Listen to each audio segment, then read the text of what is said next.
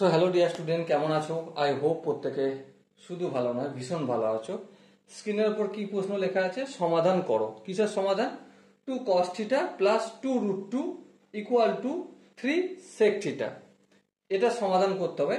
ব্র্যাকেটের মধ্যে বলা রয়েছে থিটা এর ভ্যালু 0 ডিগ্রির থেকে বড় অথবা সমান, আর 90 ডিগ্রির থেকে ছোট অথবা সমান হবে। ওকে, তো চলো ফটাফট করে আমরা অঙ্কটা শুরু করি। যেমনটি লেখা রয়েছে 2 cos theta plus 2 root 2 equal to 3 sec theta. Okay, এবার একটা কথা বলো, sec থিটা এটাকে আমি 1/cos থিটা লিখতে পারি? হ্যাঁ, তার মানে এখানটায় যেমন আছে থাকুক 2 cos theta plus 2 root 2 equal to 3/cos theta লেখা যায়। হ্যাঁ ঠিক। এবারে কোনাকুনি গুণ করব, cos থিটাকে এই পুরোটা দিয়ে যদি গুণ করি 2 cos square theta plus 2 root 2 into cos theta equal to 3 পড়ে রইল ডান দিকে। ওকে, এবার দেখো তিনটাকেও যদি সমানের অপোজিট দিকে নিয়ে আসতে হয় তো কি করতে পারি? 2 cos square theta plus 2 root 2 cos theta minus 3 equal to 0।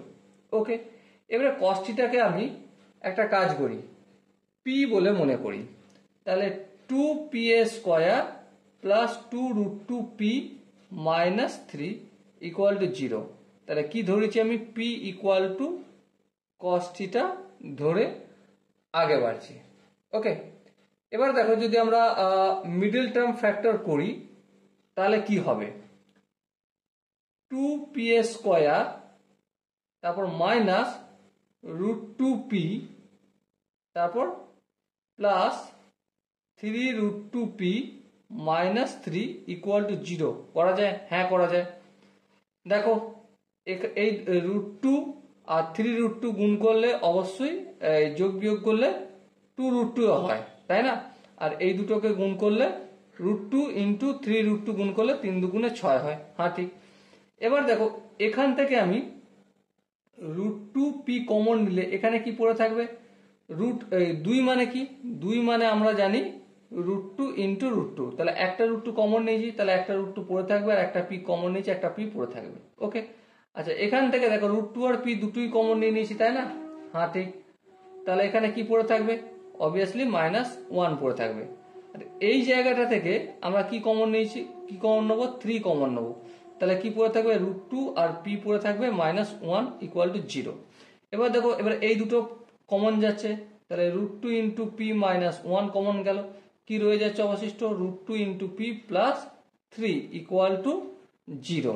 এবার দেখো root 2 into p minus 1 equal to 0 একটা পাচ্ছি, আর root 2 into p plus 3 equal to 0 পাচ্ছি। সো এবার দেখো তাহলে p ইকুয়াল টু কত? 1/√2, আর এখান থেকে p কি পাচ্ছি? মাইনাস 3/√2 পাচ্ছে।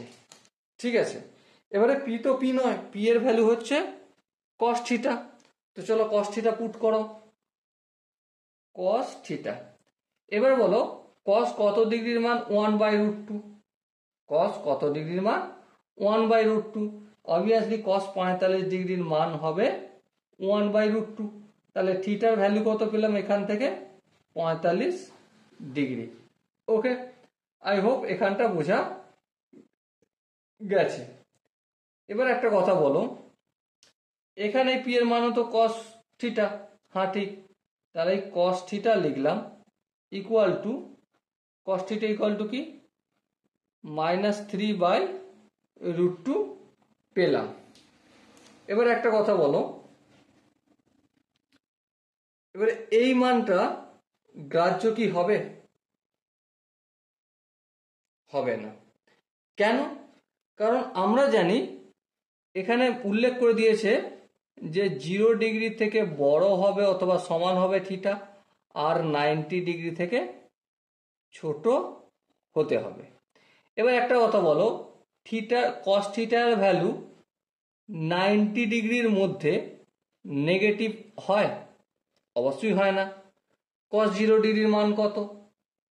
cos 0 ডিগ্রির মান 1, আর cos 90 ডিগ্রি মান 0, তাহলে 1 থেকে 0-র মধ্যে হচ্ছে, কিন্তু এখানে তো নেগেটিভ, তাহলে এটা কি হয়ে যাবে, রিজেক্ট হয়ে যাবে। কি হবে, রিজেক্ট।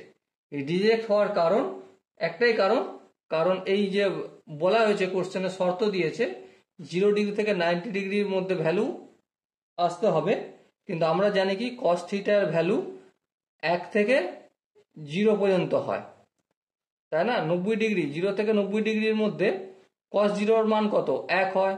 তারপর cos 30, cos 45, এইভাবে তুমি যদি ক্যালকুলেশন করা যায় cos 0-র মান হচ্ছে 1, cos 30 ডিগ্রির মান হচ্ছে √3/2, ঠিক আছে? 1 √3/2, cos 45 ডিগ্রির মান কত, cos 45 ডিগ্রির মান হচ্ছে 1/√2, cos 60 ডিগ্রির মান হচ্ছে 1/2, আর হচ্ছে cos 90 ডিগ্রির মান হচ্ছে 0। কিন্তু কোনো জায়গায় আমরা নেগেটিভ পাই না, তাই না? কিন্তু এখানে দেখতে পাচ্ছি নেগেটিভ, সেজন্য এটা রিজেক্ট হবে, আর এটাই হবে আমাদের আনসার আসবে। ওকে, আই হোপ প্রত্যেকে এই কোশ্চেনের কনসেপ্টটা বুঝতে পেরেছো। যদি কোনো জায়গায় কনসেপ্ট বুঝতে অসুবিধা থাকে, কনফিউশন থাকে, কি করতে হবে, কমেন্ট সেকশন আছে, কমেন্টে অবশ্যই জানাতে হবে। আর দেখা হচ্ছে নেক্সট ভিডিওতে। ততক্ষণ পর্যন্ত ভালো থেকো, সুস্থ থেকো এবং জয় হিন্দ।